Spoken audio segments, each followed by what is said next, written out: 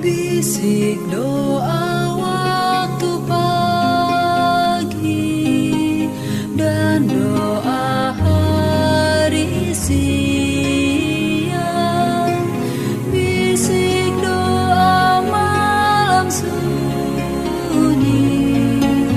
agar hatimu senang. Salam sejahtera untuk kita semua, Shalom. Waktu yang indah ini kita akan gunakan bersama-sama untuk merenungkan kebenaran firman Tuhan. Sebelumnya mari kita berdoa. Bapa Surgawi, kami membutuhkan kehadiran kuasa Roh Kudus-Mu. Terangi hati dan pikiran kami, mampukan kami memahami firman yang akan kami baca dan renungkan. Di dalam nama Yesus, nama yang indah, kami selalu berdoa dan mengucap syukur. Amin. Judul renungan kita hari ini ialah Memulai Kembali. Ayat inti Filipi 2 yang keempat.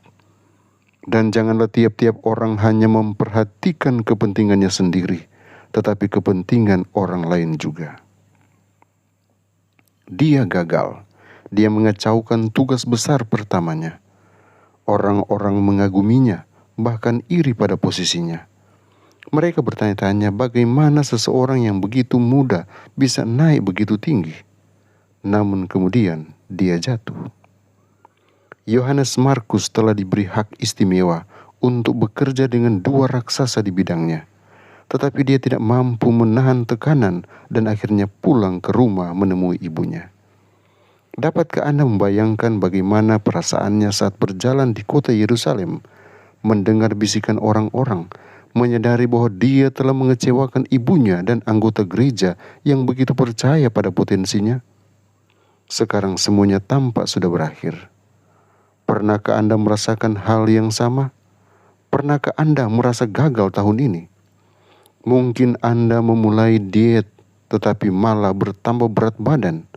Atau Anda mendaftar ke pusat kebugaran tetapi sudah berbulan-bulan tidak datang.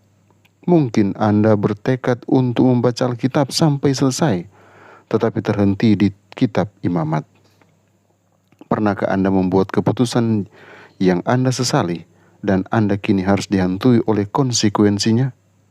Jika ya, temuilah Yohanes Markus dan beranikanlah diri.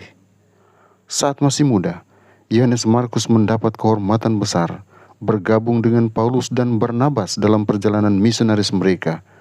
Namun, setelah beberapa bulan, dia merasa rindu kampung halaman dan Paulus segera mengirimnya pulang ke Yerusalem.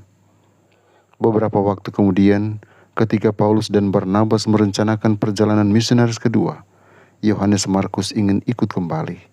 Namun Paulus dengan tegas menolak. Ada beberapa orang yang seperti Paulus. Mereka tidak mudah melupakan kesalahan orang lain. Mereka sulit memberi kesempatan kedua. Paulus tidak ingin terbebani oleh sifat cengeng Yohanes Markus. Namun disinilah bagian indah dari kisah ini. Barnabas tidak menyerah. Dengan keteguhan hati yang sama kuatnya, dia ingin memberikan Yohanes Markus kesempatan untuk mencoba kembali. Bukankah kita bersyukur ada orang-orang seperti Barnabas di dunia ini? Mereka yang membela pihak yang tertindas, mereka yang berkata, Anda bisa melakukannya. Mereka yang melihat potensi seseorang terlepas dari kegagalan masa lalunya. Setiap orang membutuhkan kesempatan kedua. Kita semua rindu untuk melupakan kesalahan kita dan memulai kembali. Yohanes Markus mendapatkan kesempatan itu, dan Tuhan ingin memberi Anda kesempatan yang sama, jika Anda bersedia mengambilnya. Saat Anda memasuki tahun baru ini, mengapa tidak menjadi Barnabas bagi orang lain? Dunia ini membutuhkan lebih banyak orang seperti dia. Terima kasih Tuhan atas kesempatan-kesempatan baru dan permulaan yang segar untuk hidup yang berlimpah. Tuhan Yesus menolong kita semua memahami firman kebenaran ini. Mari kita berdoa. Dengan penuh ucapan syukur kami datang di kaki salib-Mu. Kami membawa hati kami lebih dekat lagi dengan Engkau, karena penyertaan yang sempurna yang terus kami rasakan. Kami boleh merenungkan firman, kiranya ini akan menolong kami untuk tetap kuat di dalam Tuhan. Tolonglah kami, agar kami boleh menjadi Barnabas yang boleh memberikan kesempatan-kesempatan yang lain kepada orang-orang yang di sekitar kami untuk terus berkarya bagi Tuhan. Tolonglah umat-umat Tuhan dalam semua aktivitas yang mereka akan lakukan hari ini.